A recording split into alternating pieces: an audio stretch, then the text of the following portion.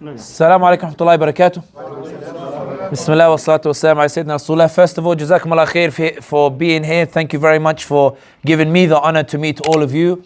I know some of you guys by reputation. I know some of the wonderful work that you've done. I know some of you are on some lists as well. God save His Majesty the King. And anyway, may Allah guide them, inshallah. That's what I mean. Before anyone cringes. Thank you very much for being here. The reason I actually wanted to take advantage of this opportunity is that many of you have heard what I've already had to say, and there's no need for me to repeat it here whatsoever. What I would like from this more than anything else is, one, to hear from your experience.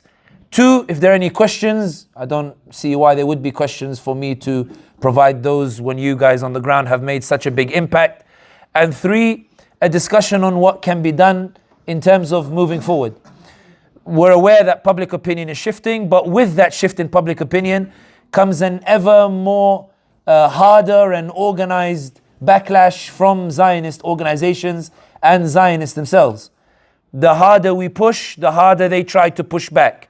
The more wins that are made, the harder it becomes to keep up that momentum that is bringing about the change. But it's important to note that often momentum comes in waves, and you're seeing it. Oh, I don't have to shout. Yeah. Often it doesn't come in, it comes in waves. And sometimes there are waves in which a lot of things happen and waves in which not many things happen. And I think sometimes in those waves when little things happen, it's harder to keep that momentum going and to keep faith in the activism that everybody is doing in order to bring about that change. Just a few headlines that are worth mentioning. It seems that the word ceasefire is now being bandied about again with regards to Gaza. I always argue that whenever ceasefire is mentioned by the Americans, even if they don't intend to bring about a ceasefire, they see a need to talk about a ceasefire because there's a need to respond to a momentum as such, and to contain that momentum there's a need to use the word ceasefire, which indicates there is a pressure that is being manifested that requires the use of the term ceasefire again, which indicates there is a crack. The question is, how do you take advantage of that crack to make it into a serious ceasefire negotiation? The second point that is worth noticing is that there is talk of normalization of ties between Israel and the other states. While that is something that is rejected categorically, it does indicate that there are diplomatic measures that are taking place behind the scenes that might result in some sort of ceasefire in Gaza, and that the negotiations taking place are, what is the quid pro quo? What is it that we're going to get in exchange for the ceasefire? And there are a number of issues that are being bandied about. There are suggestions that the Saudis might agree to send more nations into normalization in exchange for people celebrating Saudi for bringing about a ceasefire. There are suggestions that somehow there will be a more closer coordination with the Israelis in exchange for a Gaza ceasefire. Irrespective of what's happening, what is clear is that when these news tends to come about, or when it tends to be leaked, it indicates that there is pressure manifesting, and the question before us is, how do we maximize that pressure? The final point before I open the floor is, or before we open the floor, is that here in South Africa, I had expected when I came to find that there would still be this sense of overwhelming superiority of the pro-Palestinian movement. But based on my very limited observations, and I could be wrong, it appears the Zionist backlash is growing here in South Africa, which was to be expected given that when South Africa took the case to the ICJ, it makes sense that the Israelis and the UAE and the Americans would launch a campaign in order to push back against, and I included the UAE specifically because they are the biggest funders of anti-Palestinian movements across Europe and in the US as well, and the situation is the same here in South Africa. There is this sense that Zionism is also gaining a stronger foothold here in South Africa to push back against you, as the frustration over a lack of developments results in people sort of going through this phase of, I wouldn't call it confusion, but a sort of, what are we supposed to do next? We are frustrated at the lack of results. Without further ado, I would like to hear from you. I would like the conversation to be guided by the questions and comments that come from the audience, because I feel we're not here to motivate each other, we're all motivated. This is rather an exchange of ideas in the hope that collectively, when those ideas are bandied about in one room, when they come together, they might form a better idea. So without further ado, take it away. I just want to acknowledge Social Intifada, Khalid and company that will be recording, and then from there we'll be making joint, is it outputs? Productions with MashaAllah. I'm learning. MashaAllah. He calls me Boomer. And Nurain is our other social media person today. Thank you. I think the first issue is that the point you highlighted about the sympathetic parties losing ground and the Zionist parties gaining ground. I think one of the things that is worth noting is that the decline of some of the sympathetic parties is something that may be somewhat out of the control of the coordinated efforts of this particular group, primarily because I think domestic issues related to alleged corruption and these things, I say alleged because I'm a foreigner, I'm not somebody from South Africa itself, makes it very difficult. I think what is very interesting to note is that the Zionist approach in South Africa is to disassociate Palestine from the broader domestic issues that are taking place. Somebody came to the event yesterday, a Muslim who said, I voted for the DA. I'm not judging, maybe a little bit. But in any case, if the views expressed are the speaker's own, they don't reflect those of the organization or anything of the like, and if, free speech, and I'm from the United Kingdom, and I don't want to get anyone in trouble. But the argument that he was making is that I need to prioritize domestic issues over foreign issues. Now, I'm not saying I necessarily agree with the argument. What I am saying is that it's clear that the Zionist narrative, that Palestine is one thing and South Africa is another thing, is gaining traction and it is gaining ground. And I have noticed this even in the way that many people talk about the apartheid history, as if the Muslim contribution and the Palestinians was a supporting act, not a central act to the apartheid. And that's a rewriting of history, primarily because whenever you meet ANC officials, they don't talk about Muslims as a sideshow, they talk about them as one of the essence and fundamental pillars of the apartheid. But the way the modern activists talk about it is that we contributed to it, we were a sort of side part of it, and therefore we have some sort of claim to it. I argue that this is the Zionists trying to create a separation between South Africa and Muslims, South Africa and Palestine. And that is what I think will result in a manner in which parties will begin to talk more about domestic issues and relegate Palestine to the sidelines. I actually argue, and I could be wrong but this is just something that I was talking with some friends yesterday about. When Nelson Mandela said that our liberation is not complete without the liberation of Palestine, he wasn't talking about a spiritual connection with Palestine. What he meant is that we defeated apartheid locally, we haven't defeated apartheid globally. In that it's not finished because at any moment, that global structure of apartheid could bring apartheid back locally. We may have won the first round, there's still a second round to win.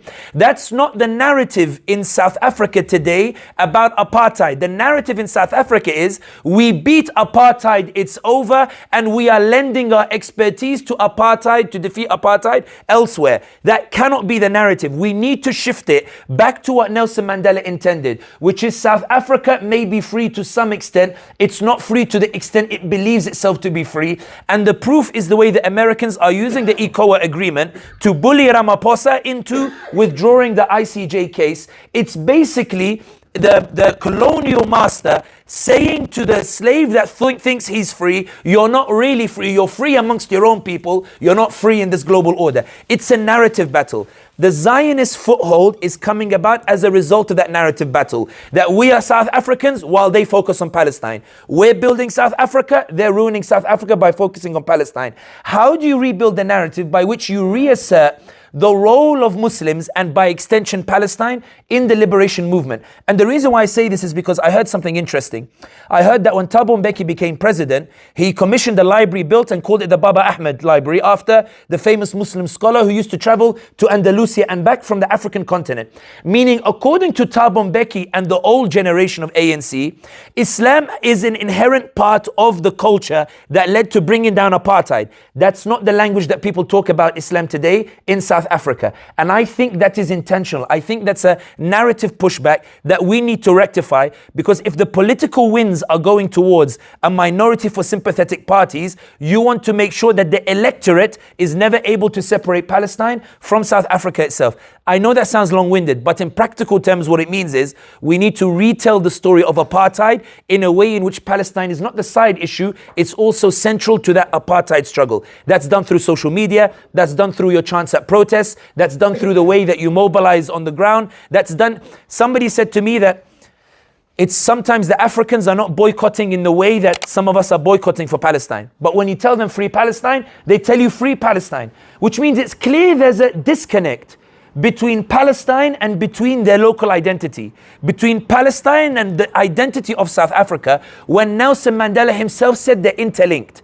Now, I believe, my opinion is, and I could be wrong, you are more knowledgeable, I believe the Zionists are trying to break that link. We need to bring that link back together, because if this government of national unity collapses, and if Zuma and Malema are unable to find an accord with the ANC, and if the ANC is unable, because according to the voting numbers, it seems that the ANC is not the main, if we talk ANC as an umbrella, they're not actually losing votes. It's the division, the way they are breaking apart means that no one is able to get full that voter base. It's not that voters are shifting to the Zionist parties, it's the fact that the parties are disintegrating. And Allah subhanahu wa ta'ala said in the Quran, Ya ayyuhalladhina amanu la tanaz'u fatafshalu wa tadhhaba rihukum. If you are divided, then the smell with which people like you, that will disappear and people will stop coming to you. I think the narrative needs a bit of adjusting before the Zionists are able to take a foothold. With regards to the Sunni Shia stuff, I think that it's less to do with the Sunni and Shia and more to do with how we view Iran's role in the region. Because the reality is that if we look at it through Sunni and Shia, it's impossible to analyze Iran, because many Shia in Iraq, Yemen, Lebanon, and Syria are furious with what Iran did in those regions. It's not a sectarian issue in terms of Sunni and Shia. It's a geopolitical issue in that how do you balance the crimes of Iran in Syria with Iran's legitimate resistance in favor of the Palestinians? How do we say that Iran is doing good in Palestine in enabling them to resist, while without saying to the Syrians that you are irrelevant to us? How do we balance the two together? And this is the issue, in that when you're talking to Syrians, and I tell you, I put it in this question, this is how I phrase it. I was in America, and after every talk, I would have a Syrian who'd come to me and say, is it a sign of weak faith in my heart that I watch my ummah celebrate the butchers of my family?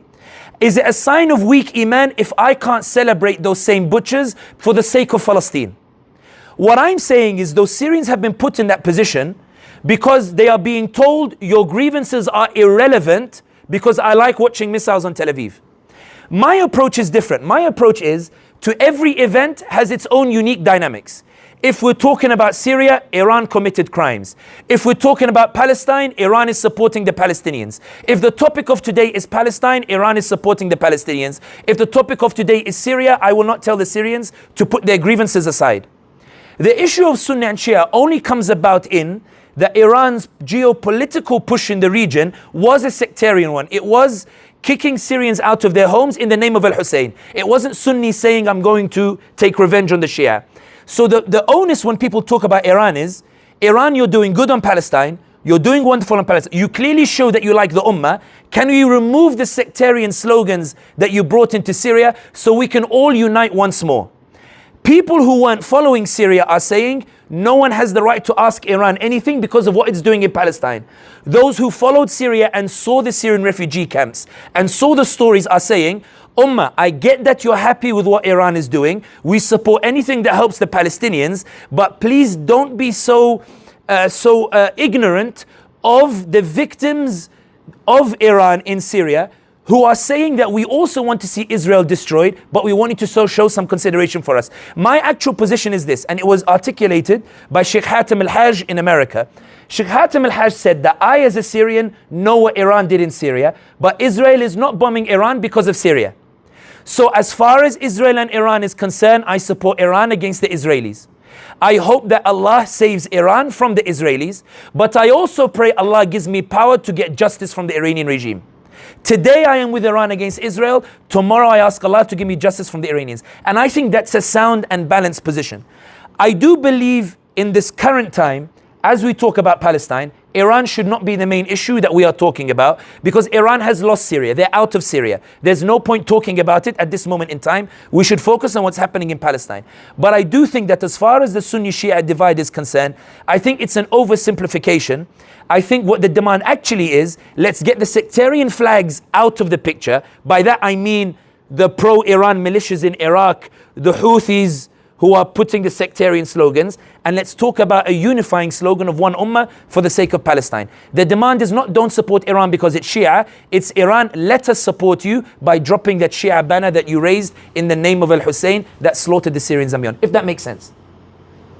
I think on the first issue of sincerity, I think the reality is that everybody needs to keep a check on each other.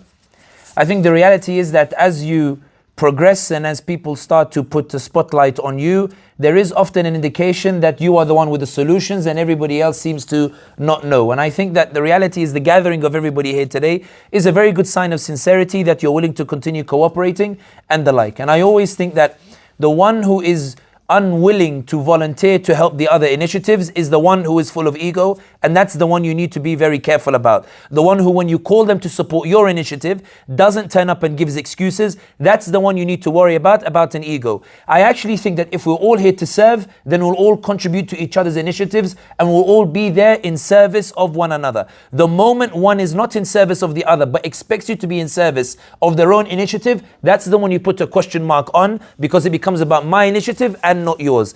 And for those of you who are Muslims over here, one of the things that is worth noting is that Allah subhanahu wa ta'ala did not put an emphasis on the result. He put an emphasis on the striving.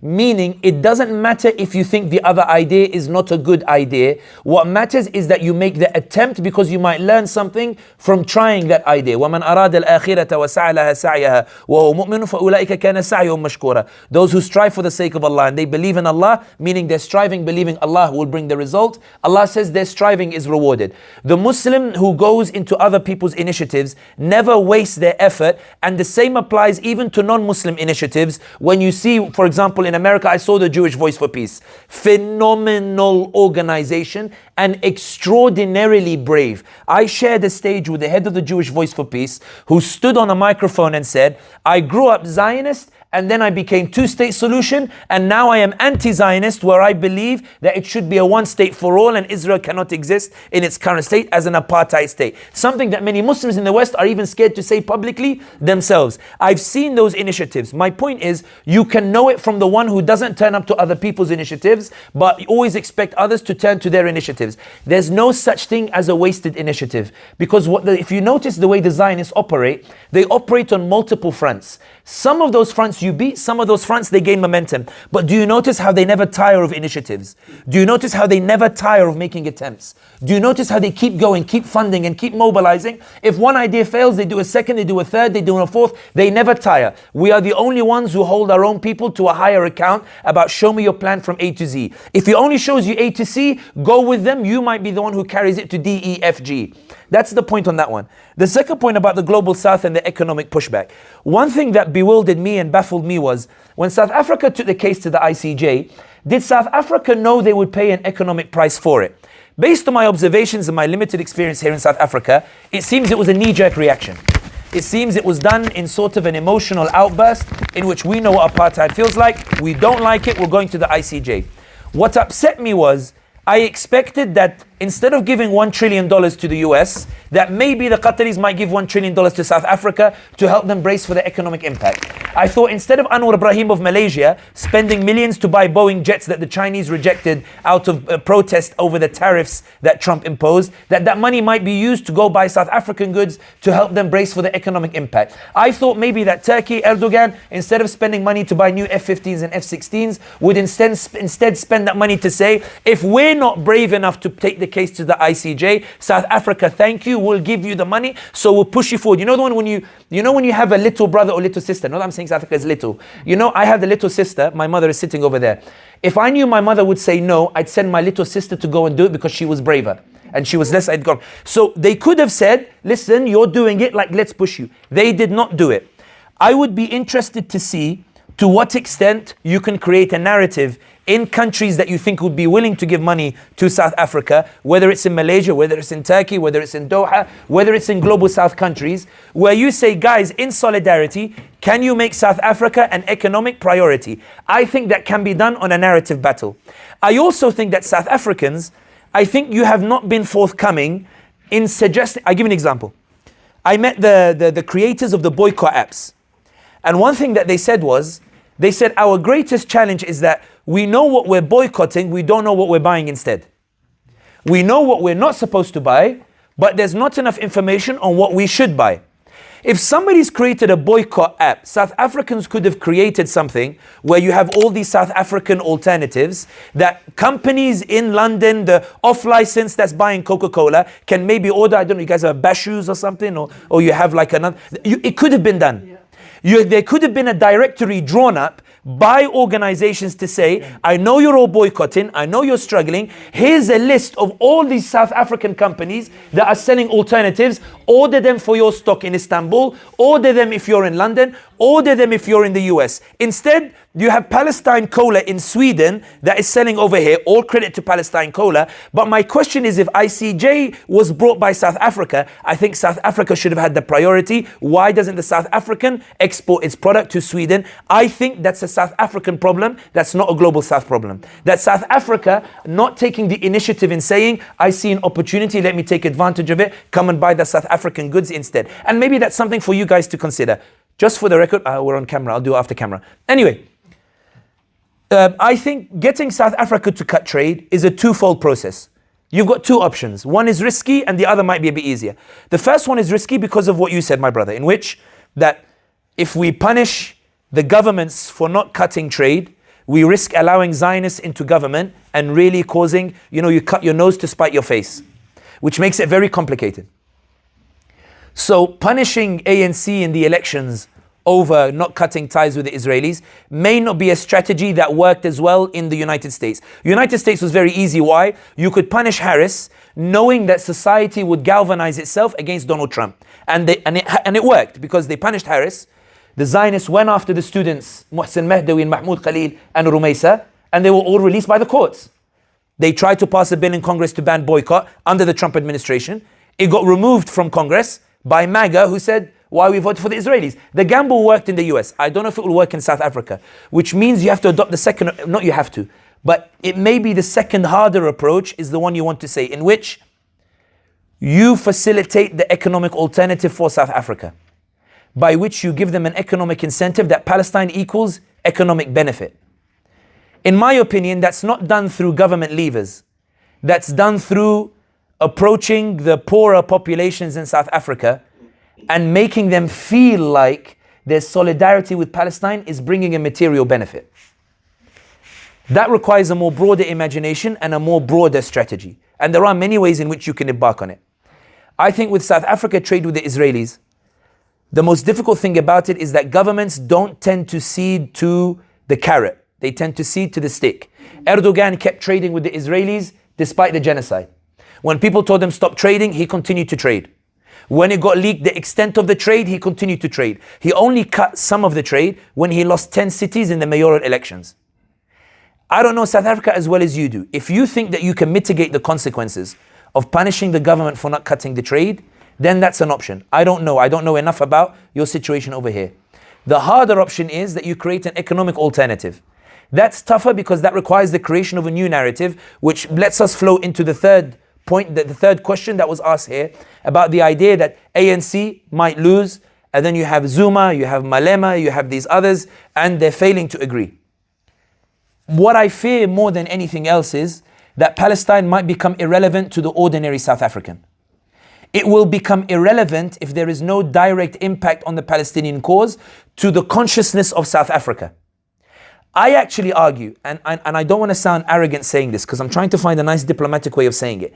I actually think that the story of apartheid needs to be retold in its entirety. I actually think there needs to be a lot of investment in media and in social media to retell the story of apartheid without the sanitized version in which it was a case in which we won in apartheid. I actually think the story of apartheid needs to be told in its reality, in which apartheid is not finished yet. And the proof is Zionism is being deployed against us in order to restore those nostalgic for apartheid into power. That can be done in very simple ways. That can be done in terms of a documentary or stories on the pressure on Ramaphosa right now about the ECOWA. There's nothing stopping you guys here hiring a studio, doing a documentary on why Ibrahim Rasool was kicked out from Washington, how the DA went behind the ANC's back to go to Donald Trump in coordination with the Zionists to get Donald Trump to scupper relations with South Africa, to put the population in a worse state so that they would punish the ANC because if they did the ICJ to defend apartheid. And you have to point that map out. There are so many dots that we need to connect for the South African, or you need to connect for the South African public. What I mean is, the South African population at the moment is saying that Palestine is there, Quds, and I'm here. And there is no link between us except their apartheid, we were apartheid, solidarity. What I think you need to show is, you need to show that South Africa here, you guys went through apartheid and these guys weren't happy and the Zionists weren't happy. Because Nelson Mandela said, our liberation is not free. So Zionists don't like you. They don't like you so much that when you stood up against apartheid again in the ICJ, the Zionists managed to convince the DA to go to America, to convince Trump to kick out the ambassador and ruin relations with South Africa and threaten the economic ties. Because what the Zionists are trying to do, you, my fellow African brother and sister, they're trying to make you even poorer than you are. They're trying to put you in even worse situation to convince you to punish those who stood against apartheid so that you can make the apartheid lovers back into power. You're being played, my brothers and sisters. Big time. Palestine is not irrelevant to you. You're literally being squeezed by the Zionists into punishing those who stood against apartheid.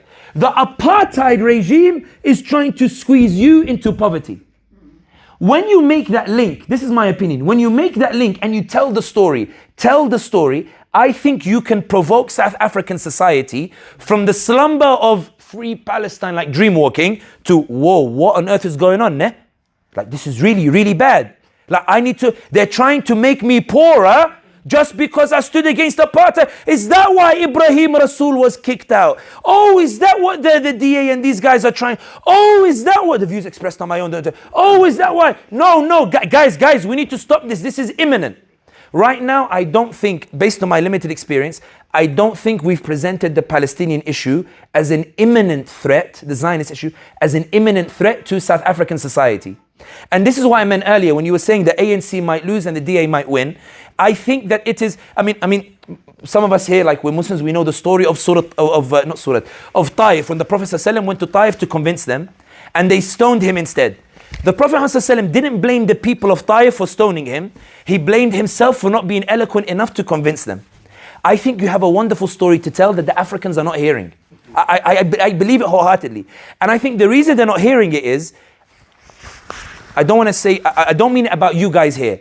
I mean a broader lack of imagination regarding the tools with which to tell the story. We know social media is making an impact. We know social media is having a difference. But what about storytelling and narratives? What are the Zionists focused on? The Zionists are focused on, we went through the Holocaust, we deserve a nation, how can you deny us the nation? You can fight back by saying there's a Holocaust happening to the Palestinians today.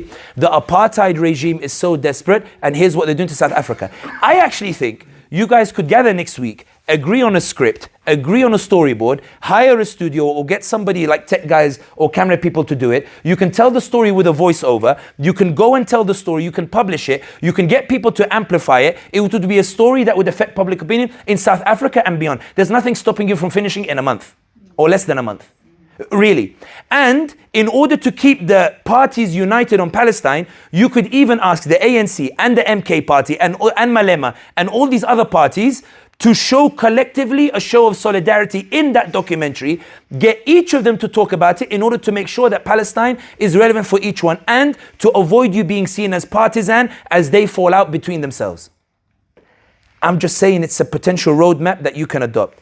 Now, I know it sounds like I'm over-exaggerating the importance of public opinion, but I truly believe the Zionists are working on that public opinion. I truly believe that their approach was not to say that Palestine doesn't matter. That's not what they said.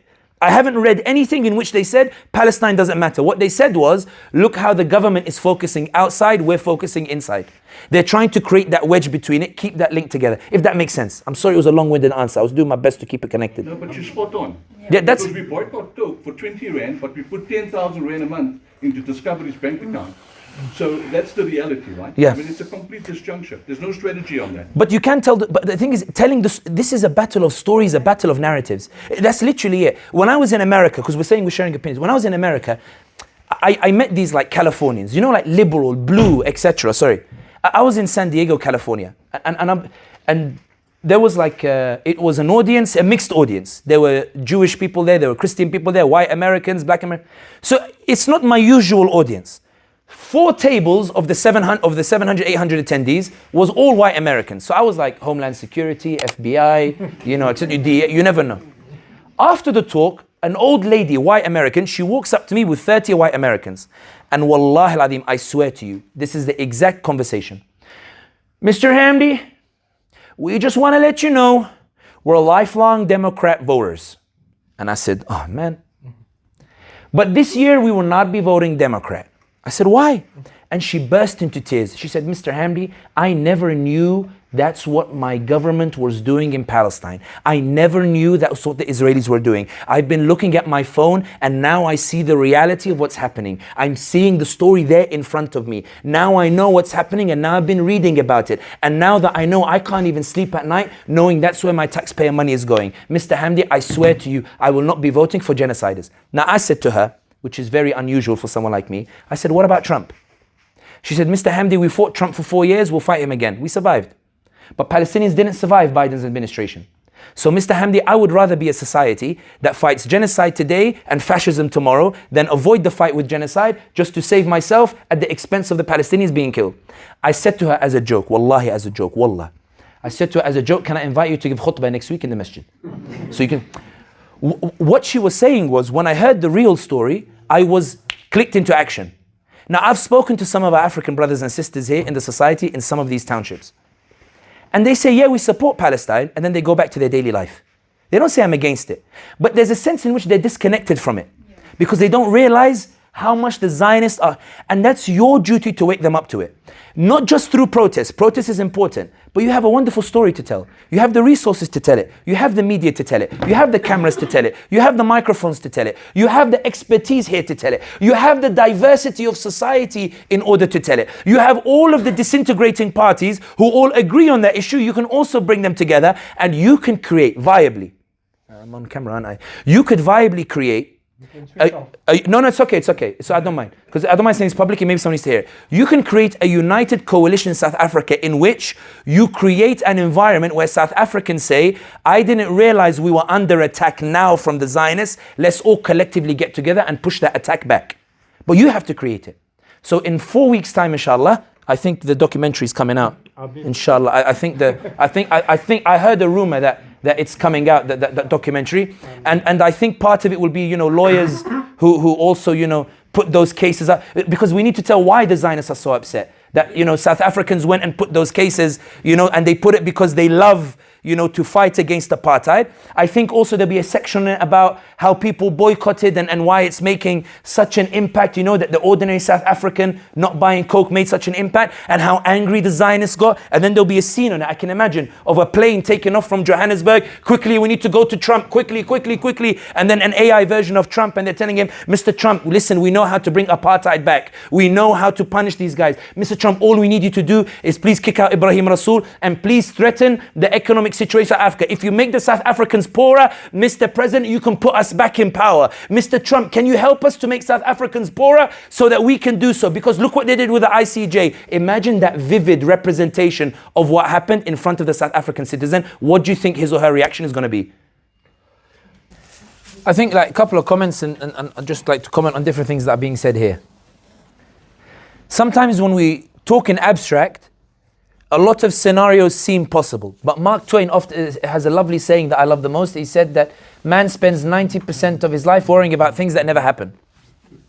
The reason why I say this is that my proposal here is not that these tools will make you win the fight. It's that if the water is not running as fast as you'd like it to run, let's throw a bit more that will make the water run faster. Let's try some things that appear tangible in the short term to spark a momentum that might spark something in the long term. For example, I could say that if in 4 weeks you were to connect the dots for the South Africans. And an investigative journalist watches it and goes, actually, let me find out the truth of it. And then maybe they do some digging and they find that the DA asked Trump to threaten the ECO agreement on South Africa, and then a lawyer gets wind of it and might even charge the DA with treason, or Zionists with treason for going to a foreign nation to compromise the interests of South Africa. What I'm saying is, you might start a domino effect that leads elsewhere, by which you're putting pressure on the Zionists. And I give you an example.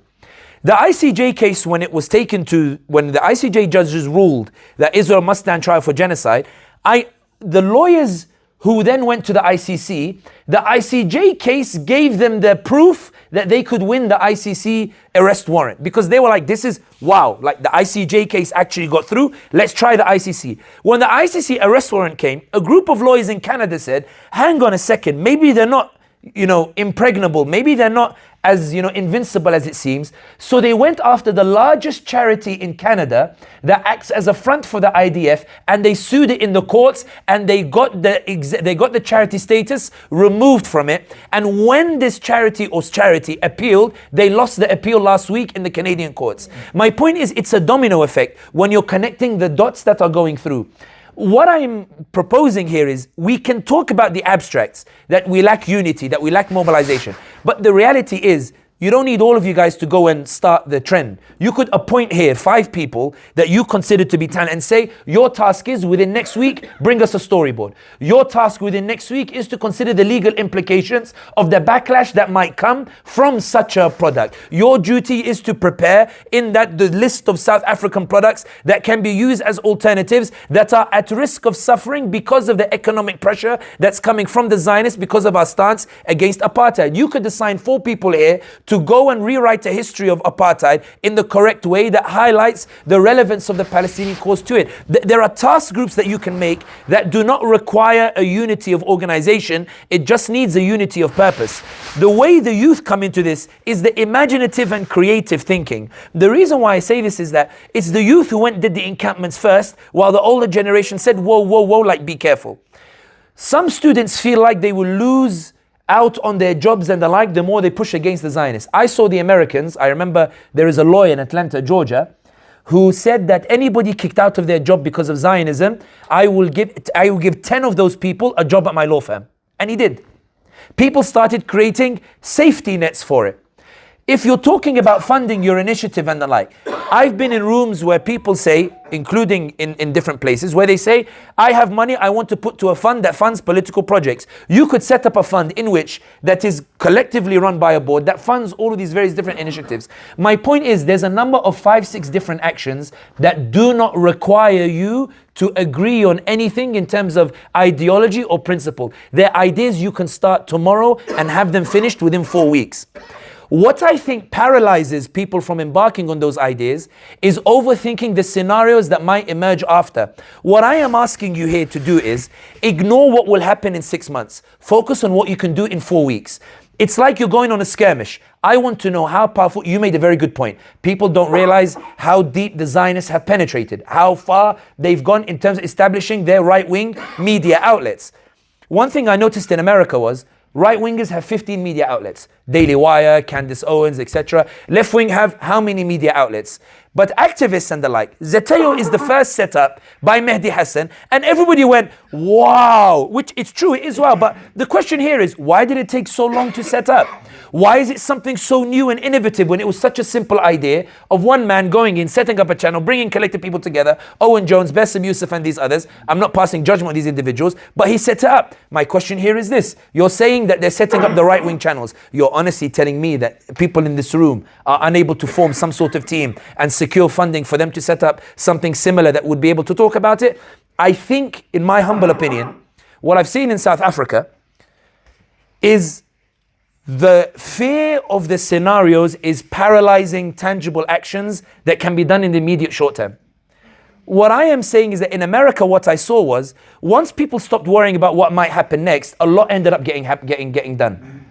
Once in Australia, they stopped worrying about what happens, and once they focus solely on doing this particular thing in front of me, suddenly so many things started to get done. You put the case, when you were just focused only on the case, you got it done. The reality is, And that's what I mean, in that often in this discussion, from what I'm hearing so far, is we're talking about the broader issues. Maybe if we can find a way to use everyone's talents in a particular way, what you collectively produce in those 4 weeks will be enough to shake 8 months of organization by the Zionists. The Zionists are not they're not as invincible as everybody likes to think. They've built over 8-9 months, but in reality what I found in America was they built a spider's web. What I mean is you put your hand in and it breaks.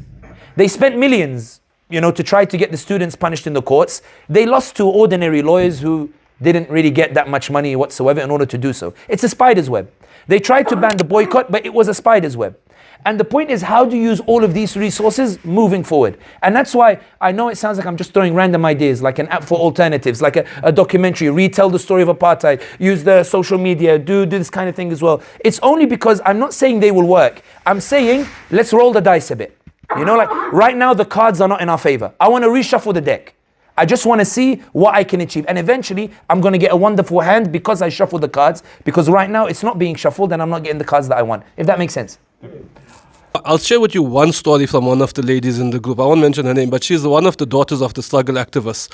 And she said the first time I heard about about Palestine was in the 80s. And we're like, okay, I'm talking about an African lady from Amlazi. And like, okay, what the hell do you know about Palestine from then? And she said, no, my mother kept water in every room of the house because we knew that the apartheid police were going to shoot tear gas into our homes. And we knew that we needed to wash our faces and use the water when that was there. And we learned that trick from the Palestinians. Now, that's a story that shows there was a connection in the 80s. It's not a story about you have apartheid, we have apartheid. This is a story of we learned from them and we were together with them back then. I think for Muslims, it's a Muslim issue, and for those of humanity, it's a humanity issue. And I think that the reality is that the resonance of people's hearts towards justice is what's making people, even those who are non-Muslims, to go out and fight the cause of what's happening to the Palestinians. I think the reality is that when you're looking at those who are the forces of humanity that are mobilizing, I went to that Million Man March in London. I saw those Jews who marched with us. I saw the Christians who marched with us. I met the Christian pastors in Atlanta, Georgia, the African Americans, who said that we will not be voting for genocides because we, in our conscience as Christians, we cannot do so. I heard Candace Owens say, as a Christian, I cannot condone the killing of children. There's no way I can support that. I think that everybody who has a heart, everybody who has even a shred of humanity, is turning away from what the Israelis are doing. And that's what's bringing people together. And that's why what I'm arguing here is this. The Zionists are trying to say that 1, this is a uniquely Muslim issue. 2, this has nothing to do with you. It has only to do with these guys who are colored, who look like the Arabs. And it has nothing to do with you. Stay out of this.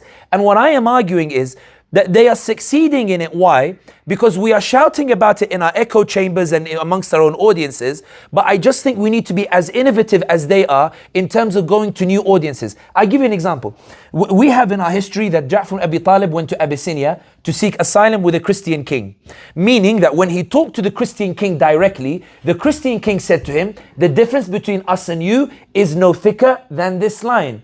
We have it in our history that in Andalusia, whether it's in Sarajevo, whether it's amongst the Ottomans, that Jews, Christians and Muslims lived together side by side harmoniously. Avi Shleim, the Israeli historian from the University of Cambridge, told Muhammad Jalal on The Thinking Muslim, when he was asked, can we say there is a history of anti-Semitism in the relations between Muslims and Jews throughout the centuries? Avi Shleim said, it cannot be said that there was a consistent policy, that it cannot be said there was a policy of anti-Semitism in any period of history between the Christians and the Jews, and that the problem between the Muslims and the Jews, and the problems that arise today emerged after the Nakba, when Zionists from Europe kicked out the Palestinians, indicating that as far as Muslims are concerned, the ideal solution for Palestine is one that was already established before, where the Jews, Christians and Muslims live together side by side. Same way in Sarajevo, same way in Andalusia. My proposal here is, if the Zionists are pushing the narrative so hard that it's not relevant to them, what innovative ways? Our issue is not the messaging. We know the message. Our issue is not the righteousness of the cause. We have it. Our issue is not the facts. The facts, we have it. Our issue is the vehicles and tools that we're using to deliver the message. It's like we're still sending postcards while they are WhatsApping everybody. It's like we're still sending by Royal Mail while they are sending via Twitter and Facebook and the like. What I am saying is, The issue that I see before all of us globally who are pushing this initiative has nothing to do with the level of effort that we're putting in. It has to do with the ingenuity that we deploy in order to deliver that message more than anything else. I always imagine, and I'm not talented in the creation of producing these things, it would be lovely to see Desmond Tutu in one case and Ilan Pape on the other, and seeing the similarity of their statements to strike the comparison between the two. It would be amazing to see a scene of what happened during apartheid and what's happening today to the Palestinians side by side. So people see the direct correlation. It would be amazing to see Gabo Mate talking about the realities of what's happening alongside Oliver Tambo once upon a time talking about this. Strike the parallels. When they're trying to divide, bring together and unite once more. Because, and I'll finish on this point, there is a book called Inescapable Questions by Ali Izetbegovic. There is a phenomenal passage in this book. He was the president of Bosnia during the war. He's asked by a journalist, Mr. President, the Croats are fighting for a Croat Christian state. The Serbs are fighting for an Orthodox Serb state, but you keep insisting on a state where all of the Muslims and all of the other religions can live together in one state as one society. Mr. President, how are you able to preserve your European values in the midst of all these tragedies? And Ali Izetbegovic responds, which is why I said it's a Muslim issue and a humanitarian. Ali Izetbegovic says, it's not my European values that teaches me that we can live side by side. European values is the Holocaust. European values is the Warsaw pogroms. European values is 2 world wars. It's not European values. European values is what the Serbs are trying to manifest and the Croats in their ethnocentric nations and killings. It's my Muslim values that tell me that I can live side by side with the Jews and Muslims. It's my very values and nature. The Zionists are trying to say Muslims are barbaric. Izetbegovic was saying, by virtue of being a Muslim, I believe that we can live side by side in a one-state solution. It's the Zionists who insist that we have to be separate. We did it before, we can do it again. And I think that message is very important. Why? It resonates with the people of humanity. Ali bin Abi Talib radiallahu anhu said that I am a brother of a human being in one of two things. Either I am his brother in Islam or his brother in humanity. Either way, we are connected with one another. The Zionists are trying to split the relation between South Africans and the rest of the Palestinians. The final story about the Christian evangelicals. In New Jersey, there was it wasn't actually in New Jersey, it was in Boston, but the Imam is from New Jersey. His congregation came to him and said, Sheikh, there is a Christian pastor, every Sunday he just lambasts the Muslims as devils, and the Zionists keep telling him that, etc. So the Imam said, okay, how do we address it? So they said, why don't we go to the Christian pastor and show him what we say about Mary and Jesus in the Quran? I know it sounds so simple. The pastor never made a sermon against Muslims again. You made a lovely point earlier, in which, you know, when I went to America, I thought maybe they're just evil people. I realized they're nice people who are ignorant about what's happening in the world. And it made me realize that in our silos, because we keep hearing it, we assume everybody can hear it. Don't assume everybody can hear it. Me and my mother, we ordered an Uber in Texas, and a redneck, you know, picked us up. Like, his neck is literally red. And he's an old man. So I went, Mama, redneck. So he looks at my mother up and down wearing hijab, and he goes, where are y'all from? And I went, and my mother goes, I am from Algeria. Do you know where Algeria is? Clearly my mother didn't, you know, hear the tone. And he said, no, I've never been outside America except once I went to Mexico. My mother said, how old are you? He said, 65. All his news he gets from Fox News. I used to be on those planes, you know, like flying from state to state, because America is a continent. One half of the plane is watching CNN, the other half is watching Fox News, and the minority are watching Netflix. I know it sounds weird, but that's literally where they're getting their news from. Gradually, less people are watching those, and they're watching on social media. And this is what I meant in that I know it sounds like I literally just came in and I told you to make a movie. That's not what I meant. What I meant was they have far more content out there than we do, because we don't make enough content out there. When you want the South African to learn about Palestine, where are they going to go? Where are you going to direct them? A book people don't read no more. What are you going to show them? Did you know the BBC refused to show a Gaza documentary? Channel 4 are going to show. But here's the question. Why did BBC refuse to show it? Because they were terrified what would happen if people watched it. They were terrified what the reaction of the public would be if they saw the truth of the matter. Now, as an analyst, if I know that what they're more terrified of, when they tried to ban TikTok, Blinken deprioritized China, deprioritized Ukraine. deprioritize the Mexico war, deprioritize Taiwan, deprioritize South China Sea to ram through a bill in Congress to ban TikTok. Why? He wanted to shut the connection between you and the people. Now, if I'm an analyst and I see that they're targeting the bridge, what's the first thing I'm going to do? Make sure the bridge doesn't collapse. And I'm going to use that bridge more often because I know that's the weak point. And this is the point I'm making you here today. If they're trying to break that bridge, why don't we just use it more often? Why don't we make it look nicer? Why don't we expand the bridge? Why don't we get more cargo to cross the bridge? Why don't we get more, cars to cross the bridge? Why don't we get more content to cross the bridge? Put the Jew in front of the camera. Put the Muslim in front of the camera. Put the Christian in front of the camera. Put the apartheid leaders in front of the camera. Make the issue relevant to South Africa again. And what you'll find is, and this is the point I finish on, I promise. What you'll find is, in America, 15 million Americans chose not to vote in the elections. When Don Lemon interviewed some of them, he found that they said to him, we didn't vote because the choice was between a fascist and a genocider. Where did they hear genocider from? It wasn't from CNN. It wasn't from BBC. It wasn't from MSNBC. They heard it from social media, and it resulted in a tangible political impact on policy and on elections.